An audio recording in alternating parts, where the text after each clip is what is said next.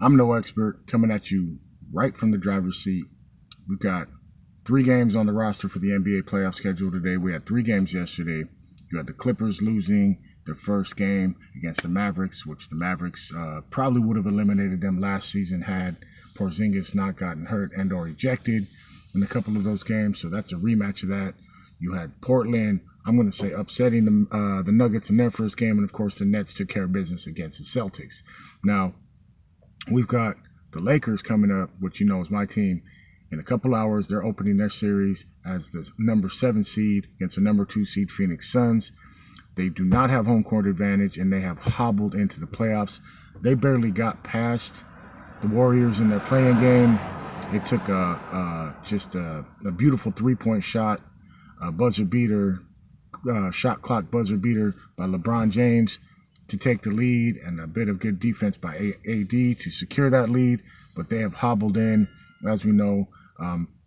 They did not really play very many games together at the end of the season. LeBron James was out for a significant amount of time with a high ankle sprain that he hasn't really fully recovered from. AD, he was out for quite a length of time, recovering from his potential Achilles tendonitis or whatever it was he had. But although he looks good, it's always a scare when AD hits the floor. You're always like, uh-oh, is he hurt again? I'm not saying he's fragile. I'm not saying he's soft, but he just does seem to be on the floor a lot, and we worry about him and him being hurt. But anyways, we can see that LeBron James is not at 100%, and it's going to be tough. This playoffs gauntlet is going to be tough. Every team, especially in the West, is a potential threat. I don't know that there's one real clear favorite, especially after seeing how these games are playing out so far. They're all almost equally matched in some way, shape, or form. Now, a healthy AD and a healthy LeBron and their supporting cast, I would have as the heavy favorites in the West. I might be a bit of a homer, a bit of a Lakers homer, but the fact is they're not 100%, and they're going up against Chris Paul, who's a masterful point guard. He's a mastermind of a basketball player. He can take over and dominate games in the offense as far as he can get big clutch shots. He can run the offense. He can distribute, and he just knows how to play the game of basketball. And you've got a young gunslinger like Devin Booker, who can pretty much score from anywhere on the court whenever he wants. He is a high scorer, and he is fun to watch as far as basketball players are concerned. And they're the number 2 seed for a reason. And they beat up on the Lakers a couple times during the regular season. Now, I know this is the playoff. It's a whole new season, so it all starts anew today. But here's the thing. The Phoenix Suns are the most efficient mid-range team in the league this season. Now, as we know, this is a 3-point heavy game now. And somehow, some way, the Phoenix Suns have managed to get all the way to the number 2 seed by not relying heavily on the three-pointer. They are a mid-range team. And that is something that NBA defenses aren't really prepared to handle these days.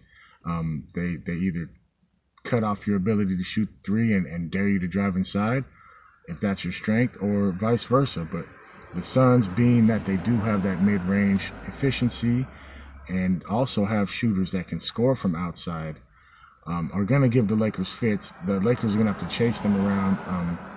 Devin Booker is going to be hard to guard. They're probably going to have to guard him by committee and just throw multiple different defenders at him. Now, we're going to see LeBron James is a proven champion, and he's chasing that Jordan ghost, the GOAT status. As far as rings are concerned and perfect records in the finals are concerned, we know he's never going to achieve that, but he is doing great things. He's putting up great numbers. And if he can somehow make it through this series, make it through these playoffs, I mean, we know he's not healthy, but if he could somehow raise the Larry O'Brien trophy at the end of all this, then we'll have a different discussion about his status among the greats of all time. We know he's up there already, but I'm interested to see the series. If it was a healthy Lakers team, 100%, I wouldn't even be concerned about these Phoenix Suns, but because we are not at full strength and the Suns are such a formidable team, it's going to be interesting. If I go with my heart, I'm going to have to say Lakers in 6, maybe 7, because Suns are scrappy.